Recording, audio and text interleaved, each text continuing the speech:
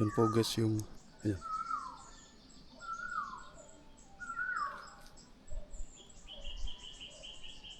Yan po guys yung tuwaw tawag dito.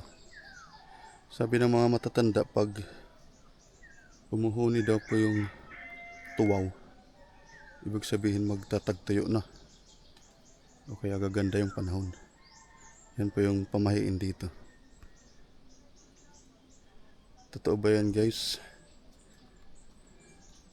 Pero parang totoo po guys, kasi pag dito sa isla, pag mag tag-araw na, palagi siyang narinig yung ibon na yan, tuwaw.